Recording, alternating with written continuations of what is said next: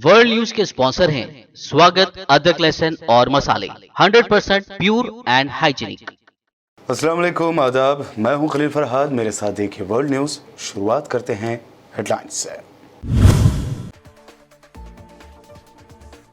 मस्जिद अक्सा को शहीद करने के नापाक मंसूबे पर इसराइल का तेजी से काम जारी। मस्जिद अक्सा की मगरबी दीवार के नीचे एक नई इसराइली सुरंग का इंकशाफ।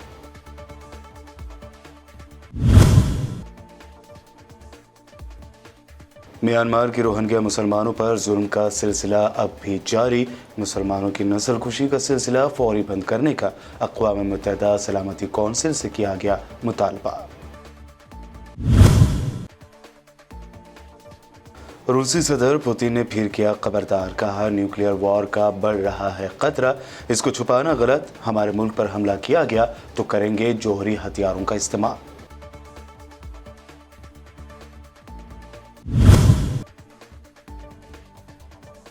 गुजरात में बीजेपी ने दर्ज की रिकॉर्ड जीत। कांग्रेस का अब तक का सबसे खराब मुजाहिरा, औंधे मुंह गिर गई आम आदमी पार्टी।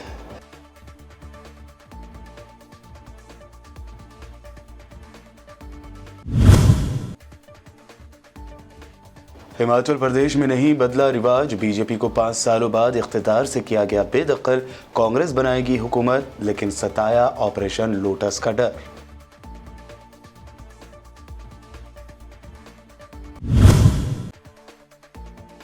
यूपी के बाई इलेक्शन में समाजवादी पार्टी का जलवा बरकरार। मैनपुरी में अखिलेश यादव की बीवी डिंपल यादव की रिकॉर्ड जीत, बीजेपी को लगा बड़ा झटका।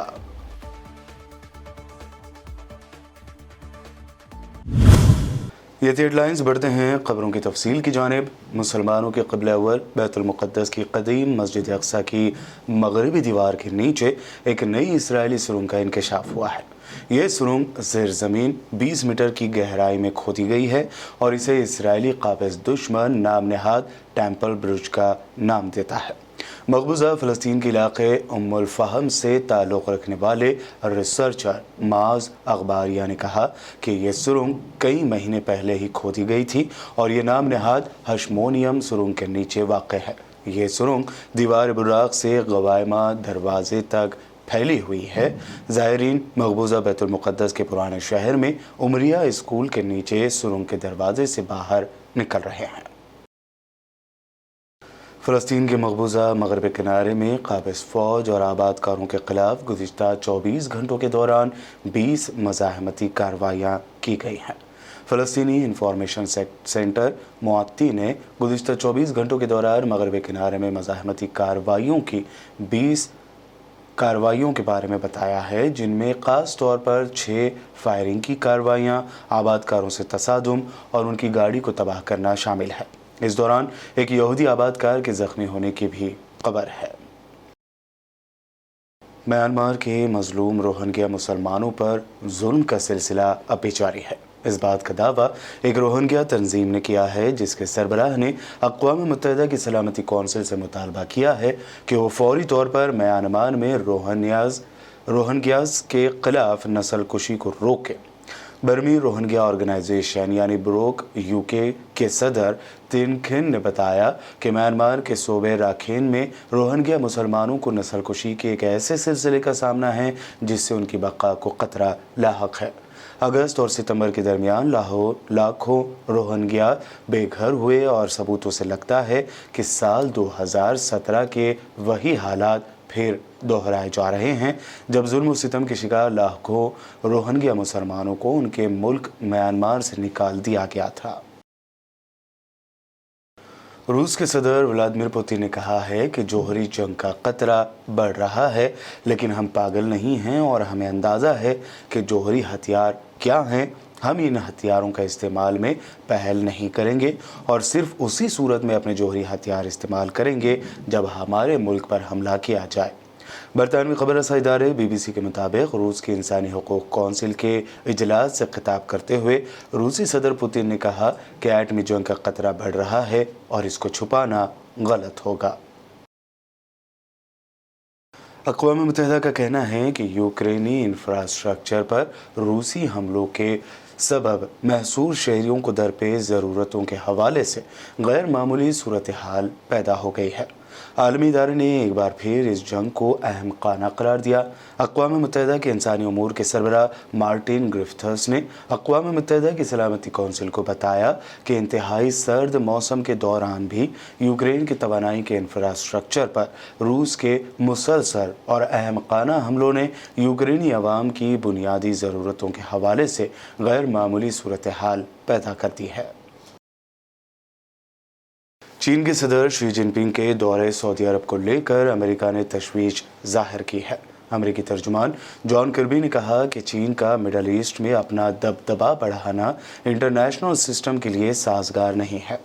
सऊदी अरब हमारा 80 साल से इत्तेहादी है, मगर ओपेक प्लस के हालिया फैसले के बाद हम दो तरफा ताल्लुकात का अज़-सर-नौ जायज़ा ले रहे हैं। वाइट हाउस में कौमी सलामती के उमूर से मुताल्लिक़ तर्जुमान जॉन किर्बी ने कहा कि हम खबरदार कर रहे हैं कि चीन के सदर शी जिनपिंग का दौरा सऊदी अरब इस बात की अलामत है कि चीन दुनिया भर में अपने असरात फैलाने की कोशिश कर रहा है।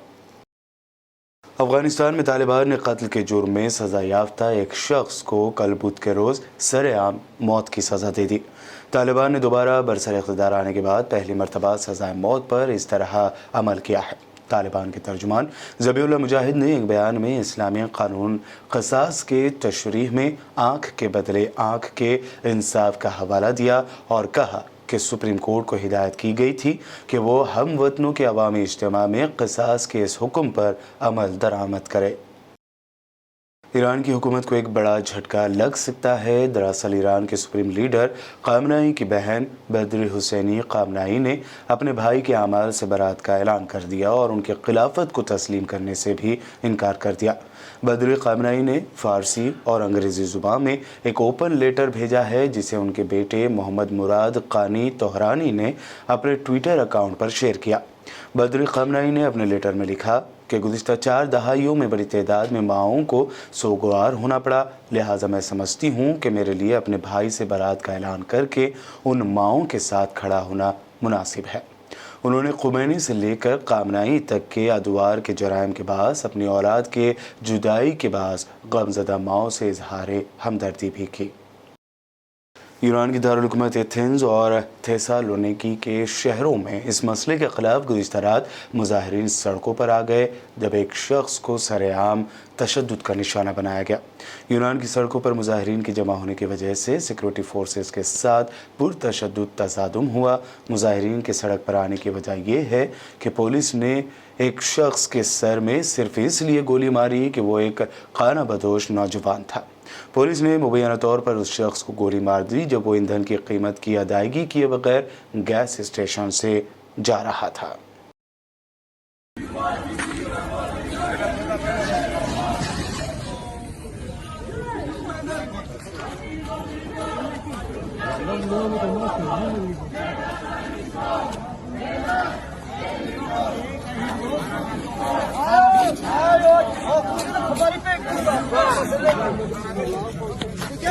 बुलेटिन में वक्त हुआ है एक शॉर्ट ब्रेक का। ब्रेक के बाद जल्द लौटेंगे और देखेंगे मजीद अहम खबरें।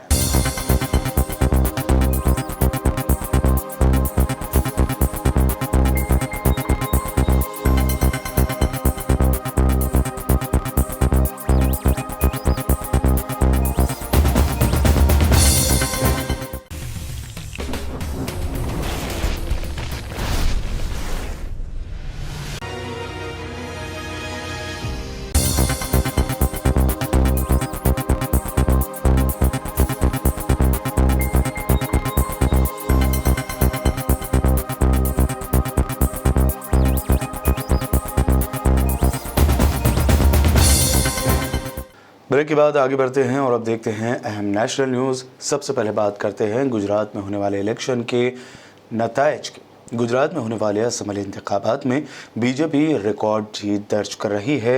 182 सीटों वाली गुजरात असम्बली के इलेक्शन में बीजेपी को 154 सीटें मिलती दिखाई दे रही हैं। वहीं यह आंकड़ा बढ़ता भी जा रहा है। वहीं कांग्रेस ने गुजरात में अब तक का सबसे खराब मुजाहरा किया है। कांग्रेस सिर्फ 19 ही सीटों पर सिमटती नजर आ रही है, जबकि गुजरात में हुकूमत बनाने का दावा करने वाली आम आदमी पार्टी को सिर्फ 6 ही सीटें मिलती दिखाई दे रही है।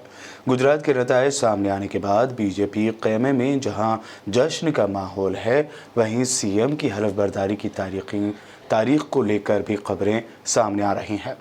खबर है कि गुजरात में 10 या 11 दिसंबर को भूपेंद्र भाई पटेल सीएम के ओहदे का हल्फ ले सकते हैं। गुजरात की जनता ने मोदी जी के प्रति, भारतीय जनता पार्टी के प्रति उनका जो विश्वास है, संबंध है, दिल का जो नाता है, वो निभाया है। भारतीय जनता पार्टी और गुजरात की जनता दुनिया की जोड़ी नंबर 1 आज साबित हो चुकी है। गुजरात की जनता ने फिर से एक बार नया इतिहास लिखा है और गुजरात में नफरत की राजनीति को, बहकाने की राजनीति को, देश को तोड़ने वाली राजनीति को गुजरात के लोगों ने बाहर भगा लिया है। गुजरात की जनता और भारतीय जनता पार्टी साथ में मिलकर फिर से एक बार गुजरात के कोने कोने में विकास का काम आगे बढ़ाएंगे। गुजरात की जनता को 2 हाथ जोड़ के नमन करता हूं कि आपने जिस प्रकार से दिल का ये संबंध, विश्वास का ये संबंध, आपने फिर से एक बार देशभक्त होने का एक बहुत ही बड़ा ये नतीजा एक प्रमाण पत्र के तौर पे देश के सामने रखा है। गुजरात की धरती पे सकारात्मकता की राजनीति चलती है।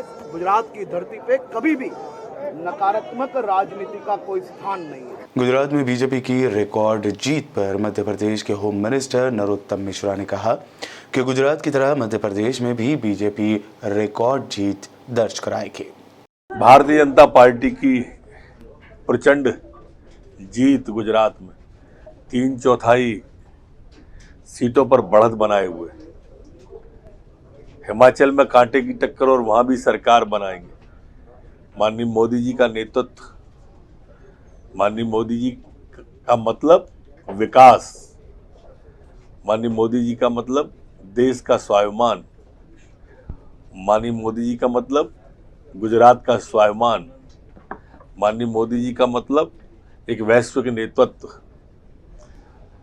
माननीय मोदी जी का मतलब 370 का हटना, माननीय मोदी जी का मतलब 35A का हटना, माननीय मोदी जी का मतलब अयोध्या में भगवान श्री राम का शिलान्यास होना, माननीय मोदी जी का मतलब काशी कॉरिडोर का बनना, माननीय मोदी जी का मतलब महाकाल लोक का बनना, माननीय मोदी जी का मतलब भगवान राम के मंदिर का निर्माण होना। मोदी जी अगर राम मंदिर बनवाते हैं तो IIM, IIT और एम्स का निर्माण भी करते हैं। माननीय मोदी जी अगर लॉकडाउन लगवाते हैं तो 85 करोड़ लोगों को निःशुल्क खाद्यान्न भिजवाते हैं, 20 लाख करोड़ का पैकेज दिलवाते हैं। माननीय मोदी जी अगर ताली थाली और मोमबत्ती जलवाते हैं तो 18,000 गाँव के अंदर निःशुल्क लाइट भी भिजवाते हैं। माननीय मोदी जी अगर स्टैच्यू ऑफ यूनिटी बनवाते हैं तो माननीय मोदी जी वार मेमोरियल भी बनवाते हैं। माननीय मोदी जी अगर CAA लेके आते हैं तो रोहिंग्याओं को भी भगाने की पहल करते हैं। दुश्मन की आंखों में आंखें डालने वाला एक प्रधानमंत्री इस देश को मिला है। अनेकता में एकता, अनेक कार्यक्रम लिए हुए अगर कोई व्यक्तित्व है तो माननीय मोदी जी हैं और इसलिए प्रचंड जीत 7वीं बार 27 साल के से लगातार आ रही 32वीं साल की ओर जा रही यह जीत माननीय मोदी जी को समर्पित। बात करें हिमाचल की तो हिमाचल प्रदेश के असेंबली इंतखाबात में कांग्रेस की हुकूमत बनने जा रही है। हालांकि कांग्रेस को जीत के बावजूद ऑपरेशन लोटस का डर सताया हुआ है, इसीलिए कांग्रेस के सीनियर कायदीन शिमला पहुंच रहे हैं ताकि नौमुंतखब MLAs बीजेपी की जानिब से खरीदे जाने के झांसे में न आए या ऑपरेशन लोटस का शिकार न हो। बात करें अगर हिमाचल प्रदेश के इंतखाबात के नतायज की तो यहाँ हर इलेक्शन का जो रिवाज है वो बरकरार है। हिमाचल की आवाम ने 5 सालों बाद फिर इख्तिदार बदला है। पिछली बीजेपी हुकूमत के बाद हिमाचल में वाज़ेह तौर पर कांग्रेस को रियासत का इख्तिदार मिलता नजर आ रहा है। हिमाचल प्रदेश की 68 यानी 68 सीटों में से 35 सीटें जीतने वाले को रियासत का इख्तिदार मिल जाता है, जिसमें वाज़ेह तौर पर कांग्रेस कामयाब होती नजर आ रही है। अब तक की खबर के मुताबिक कांग्रेस ने हिमाचल में 39 सीटें जीत ली हैं, जबकि बीजेपी 26 सीटों पर आगे चल रही है जो उसके खाते में आ सकती हैं। वहीं 3 दीगर उम्मीदवार कामयाब हो सकते हैं, जिसके बाद कांग्रेस को डर सता रहा है कि उसके पास अक्सरियत होने के बावजूद उसके एमएलएज को तोड़ा जा सकता है। बहरहाल नताइज में कांग्रेस को हिमाचल प्रदेश में वाज़ेह तौर पर कामयाबी मिलती दिखाई दे रही है। लोगों में उत्साह भी है और उसका लाभ लोग ले रहे हैं। धान खरीदी भी लगातार चल रहा है और निर्बाध गति से चल रहा है। कहीं कोई शिकायत बारदाने की, तौलाई की या धान उठाव की या पेमेंट की कोई शिकायत नहीं है। सब बढ़िया से संचालित हो रहा है। मैं समझता हूँ प्रदेश में इस साल धान खरीदी का, वैसे हर साल रिकॉर्ड तोड़ रहे हैं, इस साल भी रिकॉर्ड टूटेगा, तो काफ़ी अच्छे ढंग से संचालित हो रहा है। पैरा दान के लिए भी मैंने अपील की है, तो अधिकांश किसान हैं वो पैरा जलाने का काम नहीं किए हैं, कुछ एक किसान थोड़ा बहुत जलाए हैं, तो इसका अच्छा रिस्पांस आ रहा है। सभी से फिर से मैं निवेदन करूंगा और मीडिया के भी साथियों से कहना चाहूँगा, पैरा दान के लिए वो लोग प्रोत्साहित करें और उनको सम्मानित करना भी चाहिए, ताकि एक तो कार्बन उत्सर्जन नहीं होगा, दूसरा मवेशियों के लिए चारा उपलब्ध होगा। आप लोगों की तरफ से कोई सवाल हो? भेंट मुलाकात के दौरान ऐसी कोई बातें जिसको आप शेयर करना चाहें, ऐसी कोई समस्या जिसका निदान के सबसे ज़्यादा बैंकों की मांग आ रही है। बोले हम लाइन लगाए रहते हैं, पैसा नहीं निकाल पाते हैं, भीड़ बहुत रहती है। तो बात करें उत्तर प्रदेश के मैनपुरी बाई इलेक्शन के नतायज की, तो मैनपुरी के अपने रिवायती सीट पर फिर एक मरतबा समाजवादी पार्टी का कब्जा होता नजर आ रहा है। साबिक वज़ीर आला अखिलेश यादव की बीवी डिम्पल यादव यहाँ से इलेक्शन लड़ रही हैं और 1 लाख से ज़्यादा वोटों के साथ वो रिकॉर्ड जीत दर्ज करती नजर आ रही हैं। डिम्पल यादव के मुकाबले में बीजेपी के उम्मीदवार रघुराज सिंह शाक्य थे, जिन्हें करारी हार मिलती दिखाई दे रही है। इस दरमियान आम आदमी पार्टी ने दावा किया है कि वो अब एक नेशनल पार्टी बनने जा रही है। दिल्ली के डिप्टी सीएम मनीष सिसोदिया ने ट्वीट करते हुए लिखा कि गुजरात की आवाम के वोटों से आम आदमी पार्टी आज नेशनल पार्टी बन रही है। एजुकेशन और हेल्थ की सियासत पहली मर्तबा नेशनल पॉलिटिक्स में पहचान बना रही है। इसके लिए पूरे मुल्क को मुबारकबाद। इसके अलावा मनीष सिसोदिया ने एक और ट्वीट में एमसीडी इलेक्शन को लेकर बीजेपी के ऑपरेशन लोटस का जिक्र किया है। उन्होंने अपने ट्वीट में लिखा कि बीजेपी का खेल शुरू हो गया है। हमारे 9 मुंतखब काउंसलर्स के पास फ़ोन आने शुरू हो गए हैं। हमारा कोई काउंसलर बिकेगा नहीं। हमने सभी काउंसलर से कह दिया है कि उनका फ़ोन आए या ये मिलने आए तो उनकी रिकॉर्डिंग कर लें। राजस्थान के वज़ीर आला अशोक गहलोत ने मीडिया को सलाह देते हुए कहा कि भारत जोड़ो यात्रा का बायकाट करने के बजाय मीडिया इसे सपोर्ट करे। राष्ट्रीय मीडिया बायकाट कर रहा है इस यात्रा का। बताइए आप, कितनी शर्म की बात है। अधिकांश लोग बायकाट कर रहे हैं, बहिष्कार कर रहे हैं। ये मीडिया की ड्यूटी है कि वो चौथा स्तंभ कहलाता है लोकतंत्र के अंदर। चौथा स्तंभ का मतलब बहुत बड़ा होता है, मायने रखता है। मैं उनको पूछना चाहूंगा, क्या आप सामाजिक सरोकार नहीं निभाओगे? क्या आप निभा रहे हो ईमानदारी से? नहीं निभा रहे लोग। ये चौथा स्तंभ और फिर इसलिए हमें हर व्यक्ति को, हर नागरिक को, राजस्थानवासी को उठ खड़ा हुआ है। और राहुल जी, आज आप राजनेता से जन नेता बनने जा रहे हैं राजस्थान के अंदर। मैं दावे के साथ कह सकता हूं आपको, पूरे प्रदेश के अंदर राहुल गांधी की यात्रा को लेकर स्वागत हो रहा है। राहुल गांधी जी की यात्रा को लेकर विश्वास जमा है कि ये जो कहते हैं वो करते हैं। इनका डरो मत, इसके मायने होते हैं। राहुल गांधी की हर बात का मायने होता है, समझ लिया करो आप लोग। भारत जोड़ो यात्रा को लेकर कांग्रेस लीडर सचिन पायलट ने कहा कि आज मुल्क में कमी इस बात की है कि सुनने वाले लोग नहीं हैं, जो हुक्मरान हैं वो सुन नहीं रहे हैं। हमारे देश में जो आज वातावरण बना है, जो आपस में टकराव की स्थिति पैदा हुई है, जो आपस में आक्रोश पैदा हुआ है, जो नफरत पैदा हुई है, उसको खत्म करने के लिए आज जरूरत थी इस प्रकार की यात्रा निकालने के लिए। रास्ते में हमने सबने देखा, बच्चे, बूढ़े, बुजुर्ग, किसान, मजदूर, श्रमिक, सब लोग आकर मिल रहे हैं, अपनी बात को कह रहे हैं, और हम सब लोग और खासकर आदरणीय राहुल गांधी जी उन सब बातों को सुन रहे हैं। आज कमी इस बात देश में है, कमी इस बात की है कि लोग सुनने वाले नहीं हैं। जो शासक हैं वो सुन नहीं रहे, और सुनने के लिए, समझने के लिए, इस देश में जो दर्द है उसको जानने के लिए पैरों पर आज चलते हुए लगभग 90-95 दिन हो गए। मैं नहीं समझता हूं साथियों कि आजाद भारत में इस प्रकार का दूसरा उदाहरण होगा। और अब आखिर में हेडलाइंस पर एक और नजर। मस्जिद अक्सा को शहीद करने के नापाक मंसूबे पर इसराइल का तेजी से काम जारी। मस्जिद अक्सा की मगरबी दीवार के नीचे एक नई इसराइली सुरंग का इंकशाफ।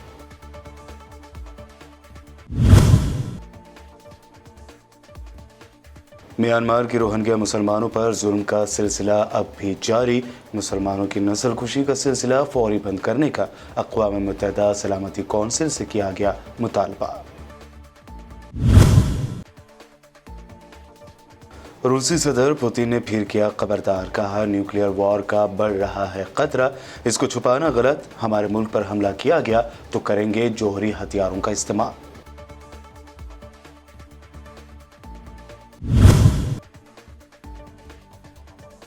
गुजरात में बीजेपी ने दर्ज की रिकॉर्ड जीत, कांग्रेस का अब तक का सबसे खराब मुजाहिरा, आंधे मुंह गिर गई आम आदमी पार्टी।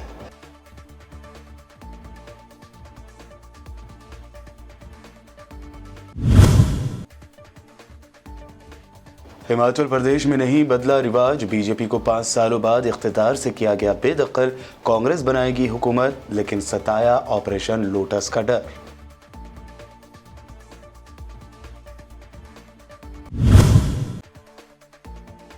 यूपी के बाई इलेक्शन में समाजवादी पार्टी का जलवा बरकरार, मैनपुरी में अखिलेश यादव की बीवी डिंपल यादव की रिकॉर्ड जीत, बीजेपी को लगा बड़ा झटका।